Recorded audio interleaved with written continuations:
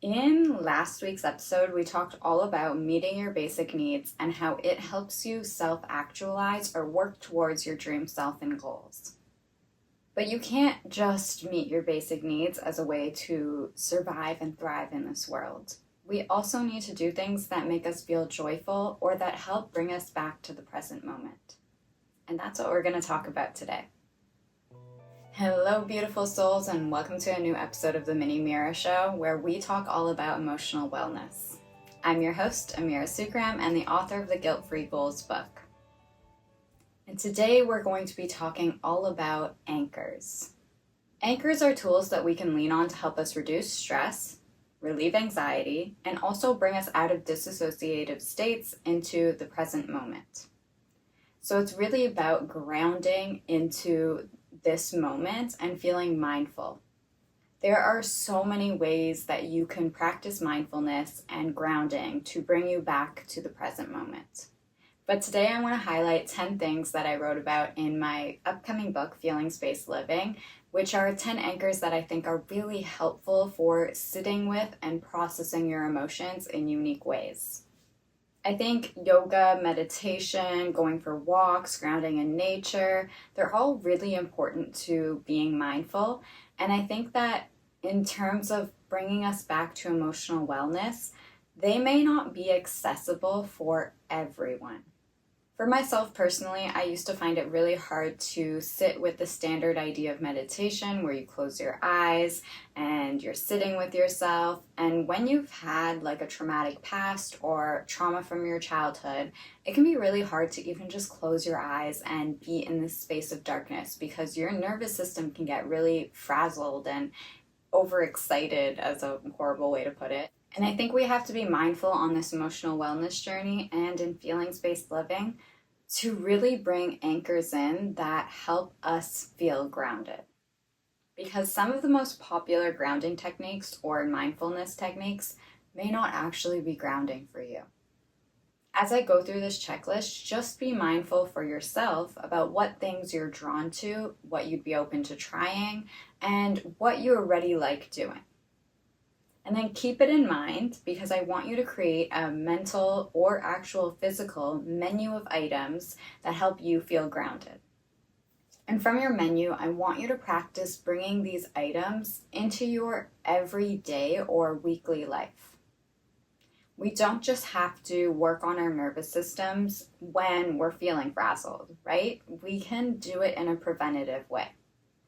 So in knowing this, we heal our nervous systems by actively being present in bringing grounding tools into our lives. So we don't just lean on grounding when everything is going to hell. We also lean on grounding when everything is going perfectly and we know that we also need self-care in our day-to-day lives. So obviously the first one is grounding techniques. There are so many ways that you can practice grounding, and one of them definitely is going out into nature, putting your feet on the grass, and just like being one with nature.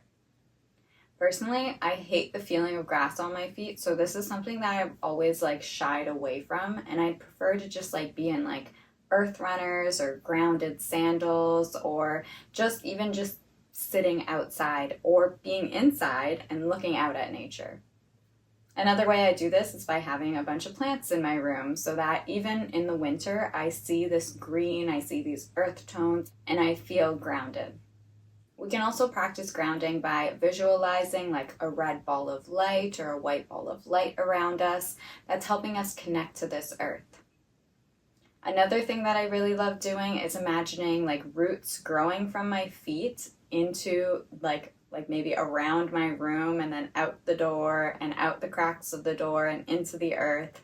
That's something I love for just personally grounding myself. Go on Pinterest or Instagram right now and just look up grounding techniques if this is something you're feeling drawn to. Another tool is to cleanse your energy. And I'll probably do a whole podcast episode about this, if not many, in the future, because I think that it's such a helpful tool for all of us. Especially if you are considered an empath or you consider yourself an empath, We take on energy from the people around us, and we have to be mindful of clearing out that energy and returning home to ourselves. So that could be smudging or using sage to burn and use smoke to just cleanse the area around you, cleanse your aura. You could do it through visualization. You can use sound healing. You can just take a shower or a bath and imagine all the energy just running off of you. And then at the end, ask for yourself to come back home to your own energy and to release all energy that isn't yours. And when we talk about sound healing is such a great anchor to have in our lives. It's something that we can do without even thinking about it. For me, I always have lo-fi beats playing when I'm working. And in the morning when I'm doing like my morning pages, I put on just a meditation track from Meditative Mind. And personally for me, like just having meditation tracks playing in the background is such a helpful tool for just rewiring my chakras and my nervous system. You can also use sound bowls or tuning forks. Like there are so many tools that you can use to step into using sound as an anchor. Even instruments work too. If listening to music is something you love, then definitely tune into sound healing. Like I have my Google Home set up so that it plays in the morning when I ask it to. So in emotional wellness and in healing our nervous systems, we can't just step into like an active healing mode. We also have to step into more passive healing modes, and that's understanding that our brains cannot be on and attuned to danger all the time. When we have overwhelming emotions that pop up very frequently, we also have to be aware of using distraction or anchors that take us out of that danger mode, which is usually fear of the future or, ruminating about the past, and bring us back to the present moment. So one of the ones that I really love is playing games. This could be playing card games or board games or video games, hopefully ones that are not like making your nervous system very active, but ones that can calm you down. There's a whole list of cozy games that you can play that are very relaxing. Or you could play a game where you're learning, or do something like Duolingo where you're actually learning a new language but in a gamified way. Do you see what's behind me? That's the next one. Reading is such a great form of anchoring into the present moment because when you're reading something, you actively have to, one, be in that moment to understand what you're reading. So it takes you away from all those thoughts that you're ruminating over and brings you back to right here on this page, this word, this sentence, right now. The other thing about reading is that when we read fiction books, we actually up our empathy because it's the ability to put ourselves in the position of or in the shoes of who we're reading. And in terms of reading, we also have the writers behind those books. So creative writing or journaling is a great technique for actively stepping into your emotional body by writing into different characters, but also just like brain dumping and putting everything that's on your mind onto paper. It really brings you back to the present moment, and it's very helpful for overwhelming emotions. Personally, I love to do morning pages at least 5 days a week where I will sit and write at least one page of my thoughts, my feelings, how I want to feel for the day, and what I'm grateful for. Next up, we have inner child comforts, which is just sitting with anything that you love to do as a child. It could be playing your favorite game that you loved as a child. For me, it was reading, so going back and reading books that I read as a teenager totally feeds my inner child. Think about something you loved doing as a child. Maybe it's playing soccer or going out for bike rides, and actively try and put that into your life on a monthly, weekly, or daily basis. One thing that's great about nature and why it can be so grounding is that when we are outside, we are smelling all these natural scents. So even like diffusing a eucalyptus oil or peppermint oil or lavender or having a natural perfume, which is kind of ironic. Maybe a natural scent is a better way of putting it. Smelling things that are really natural, that don't have chemicals added to them, is a really great way to ground into this present moment. So getting yourself a diffuser off of Amazon and actually ordering essential oils that are 100% clean and no added fragrance is a great way to ground yourself into the present moment. Okay, and another entertainment or distracting one is to watch TV and watch movies that you love. This might tie in actually to inner child comforts by going back and watching something you loved to watch as a child. The other thing about watching TV and movies is that it can help you process emotions.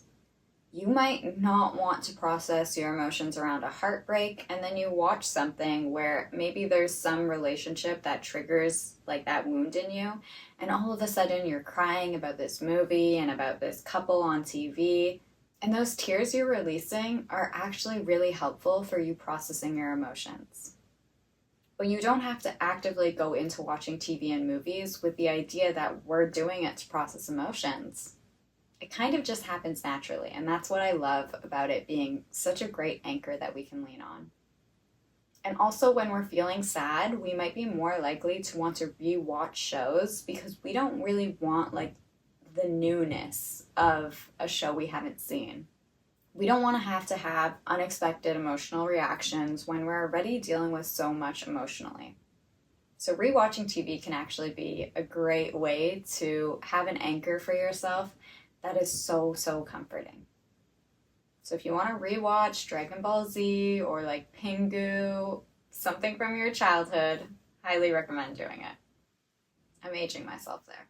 Okay, and the last one that I have on my list of 10 different anchors that you can use to ground yourself into the present moment is self-pleasure. And that doesn't have to be what you think it is, but it definitely can be. You can use self-massage, you can touch yourself, you can like just have your hands on yourself and give yourself some comforting touch. And I'll leave your imagination there for that one. So right now, come up with a list of 3 different anchors, and I'll pull up the list. You can also add your own, but just try and come up with this menu of items that can really help you ground yourself into the present moment. So what are the 3 anchors that really are speaking to you and that you want to add into your daily or weekly life? Drop them in the comments, tell me all about them, tell me what you use personally as a way to bring yourself back to the present moment and to ground yourself with your emotions. That's it for this week, and I hope these episodes have been really practical and helpful for you to learn more about how to calm your nervous system and bring yourself back into a state where you can work on not only emotionally healing, but also put energy towards your dreams and goals. Thanks for being here. I'm so grateful for you. Please subscribe, share with your friends, and leave a comment telling me about your favorite anchors. See you next Tuesday. Bye! Go on Pinterest or Google right now. Go on Pinterest or Instagram right now and just Google. I think my camera's crooked. I did it. It's about to get real noisy.